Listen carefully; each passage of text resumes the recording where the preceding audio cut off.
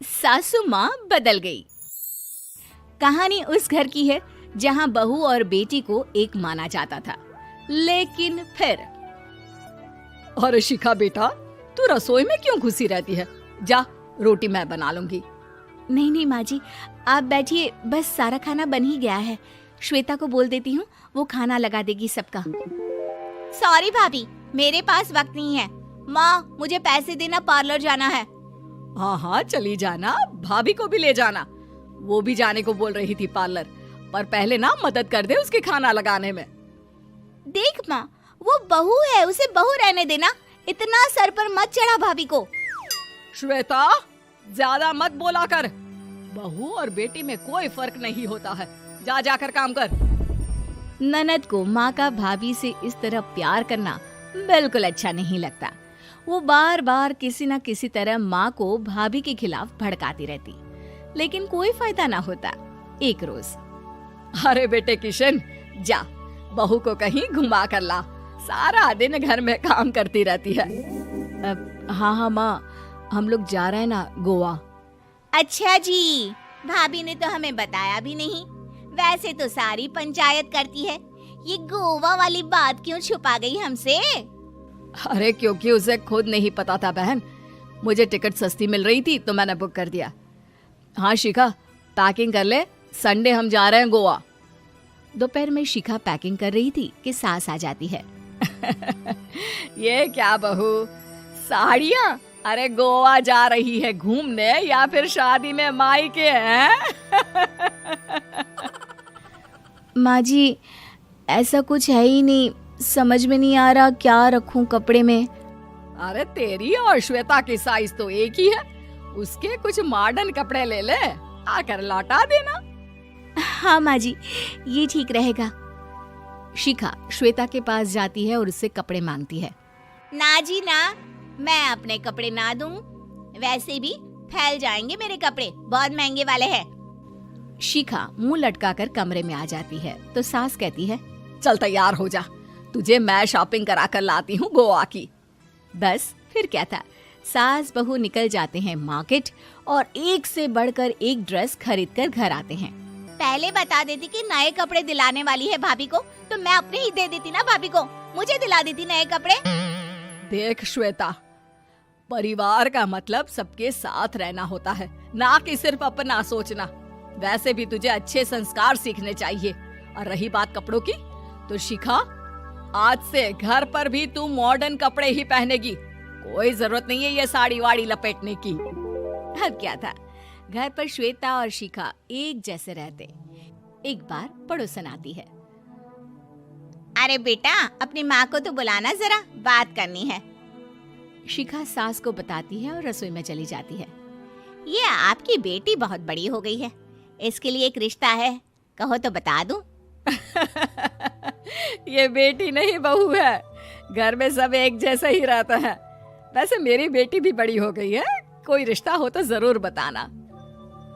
पड़ोसन रिश्ता लेकर उन लोगों के घर आती है। तब श्वेता की होने वाली सास कहती है, तो ये घर है, कितने मंजिल का है? और ये बहू ने आपकी क्या पहन रखा है, जीन्स टॉप? अरे भाई, साड़ी वाड़ी नहीं है क्या इसके पास? देखिए, सर्दी है तो साड़ी में बहू कैसे मैनेज करती, वैसे पहनती है साड़ी भी। देखिए, हम लोग ठहरे पैसे वाले लोग, कोई कमी नहीं है हम लोगों के पास पैसों की, बहुत पैसे हैं, जमीन, नौकर चाकर, कार, सब कुछ है, लेकिन घर में संस्कारी बहू चाहिए, समझ रही हैं ना आप? सास कुछ कहती कि श्वेता बोल पड़ती है, हाय रे, नौकर चाकर से लेकर जमीन, कार, पैसा, हाँ हाँ मुझे रिश्ता मंजूर है मुझे। अरे रुक जा श्वेता, मैं बात कर रही हूँ ना। देखिए, हम लोगों के घर इतनी आजादी नहीं मिलेगी। अरे हाँ कर देना माँ, हाँ कर दे जल्दी से। सास क्या करती, बेटी की शादी ऐसे घर में कर देती है जहाँ ना उनके विचार मिलते हैं और ना ही आचार। शादी के बाद एक रोज फोन पर, श्वेता बेटा, एक बार घर आ जा, बहुत दिल करता है तुझे देखने का। माँ, वो घर पर बहुत काम होता है, कैसे आऊँ? बड़ा घर है, लेकिन आने जाने वालों की लाइन ही लगी रहती है। बेटा मैं तो जानती थी उस घर का हाल, लेकिन तू ही नहीं मान रही थी। माँ देख, हर घर का यही हाल है। तेरी बेटी को यहाँ घूंघट हटाने की परमिशन नहीं है और एक तरफ भाभी स्कर्ट पहनकर घूम रही है। बेटा मुझे क्या पता था कि मेरी बेटी को ससुराल के नाम पर पिंजरा मिल जाएगा। अच्छा माँ, फोन रखती हूँ, सास को गर्मा गर्म रोटी खिलानी है। तुम लोगों की तरह नहीं कि एक रोटी बनाओ, एक सब्जी बनाओ, फिर सारा दिन फ्री होकर घूमो। सास फोन तो रख देती है, लेकिन सोच में पड़ जाती है कि एक तरफ बेटी जिसे कोई आजादी नहीं, वहीं दूसरी तरफ बहू जिसे देखकर लगता ही नहीं कि उसकी शादी भी हुई है। अगले रोज। शिखा, अरे ओ शिखा। हाँ माँ, क्या हुआ? कुछ चाहिए आपको? मैं जिम जा रही थी। जिम के कपड़ों में बहू को देखकर सास को घूंघट में अपनी बेटी का ख्याल आता है। देख बहू, घर में बहू की तरह रहा कर। इतने टाइट कपड़े पहनकर जिम जाना पसंद नहीं मुझे। जा जाकर रोटी बना। रोटी? माँ अभी तो शाम के 6 बजे हैं, इस वक्त रोटी? अब क्या मेरे खाने पीने पर भी पहरा है? अरे जब मर्जी तब मैं अपने घर में खा भी नहीं सकती क्या? बहू को अजीब लगता है। वो समझ नहीं पाती कि जो सास कल तक इतनी सपोर्टिव थी, उन्हें अचानक से क्या हो गया। वो किचन में जाती है, गरम रोटी के साथ 2 तरह की सब्जी, रायता, सलाद सब लेकर सास के पास आती है। माँ जी, खाना। इतना सारा खाना? राक्षस समझा है क्या मुझे? रोटी मांगी थी मैंने गर्मा गर्म बस। पर माँ जी, रोटी खाती किससे आप? सब्जी तो बनानी थी ना। अरे भूख मर गई मेरी तेरी बहस से। जा जाकर काम कर, अंदर पूरी रसोई साफ कर। बहू अंदर चली जाती है। थोड़ी देर में श्वेता घर आती है। अरे शिखा जल्दी से चाय ला, पकवान बना, मेरी बेटी आई है। अरे नहीं नहीं माँ, ड्राइवर बाहर खड़ा है। मैं तो घर का कोई सामान खरीदने के बहाने यहाँ आ गई हूँ, मुझे जाना होगा। अरे बेटा, पर कितने दिनों बाद देख रही हूँ तुझे, रहने आ जाना 2-4 दिन के लिए। आ जाऊंगी माँ, जब मेरी सास मरेगी तब। मैं तो रोज मन्नत मानती हूँ कि मेरी सास मर जाए तो अच्छा है। अच्छा चल, जा रही हूँ माँ।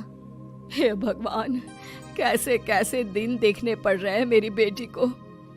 सास अंदर जाती है, जहाँ श्वेता की जिम वाली सहेली का फोन आया होता है। क्या बात है, आज जिम नहीं आई? अरे पता नहीं यार, आज माँ को क्या हो गया अचानक। पर खैर कोई नहीं, लगता नहीं कि मैं अब जिम आ पाऊंगी। शिखा स्पीकर पर बात कर रही थी, जिसे सास सुन रही थी। यार ये सास ना होती ही ऐसी है। मैं तो कहती हूँ बुढ़िया जल्दी मरे और तू आराम से जिए। शिखा को सहेली की बात पर गुस्सा आ जाता है। माँ के मरने की कौन सा बच्चा दुआ मांगता है मोहिनी? आगे से ऐसी बात मेरे सामने मत करना। हमारे घर की शोभा ही माँ है। क्या हुआ जो थोड़ी सख्ती दिखा रही है? उसमें भी कोई ना कोई उनकी भलाई ही होगी। मैं तो कहती हूँ भगवान मेरे जैसी सास सबको दे, जो सिर्फ माँ की तरह है। सास वाली तो कोई बात ही नहीं है उनमें। सास ये बात सुन रही थी। उनकी आंख में आंसू आ जाते हैं कि क्यों वो बेटी की किस्मत में बहू को भी भागीदार बना रही थी। शिखा, अरे ओ शिखा, क्या हो गया? जिम नहीं जाना क्या?